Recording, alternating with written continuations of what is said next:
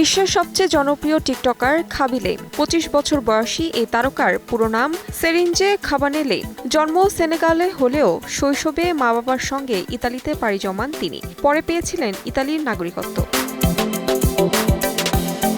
সম্প্রতি যুক্তরাষ্ট্র সফরে যান তিনি। বেশ কিছুদিন দেশটিতে অবস্থানের পর ভিসা শর্ত লঙ্ঘনের দায়ে দেশটির একটি বিমানবন্দরে আটক করা হয় তাকে। এরপর দেশটি ছেড়েছেন এই টিকটক তারকা।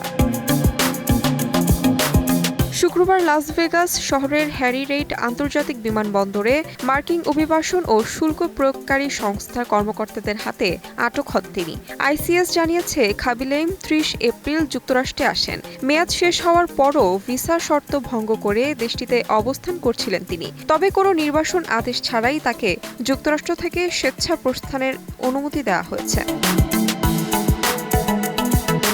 এই টিকটক তারকা প্রথম আলোচনায় আসেন কোভিড মহামারীর সময়। সংলাপহীন ভিডিওর মাধ্যমে জটিল ও অপ্রয়োজনীয় লাইফ হ্যাকগুলোর সোজাসাপটা প্রক্রিয়া দেখিয়ে তিনি সামাজিক মাধ্যমে অর্জন করেন তুমুল জনপ্রিয়তা।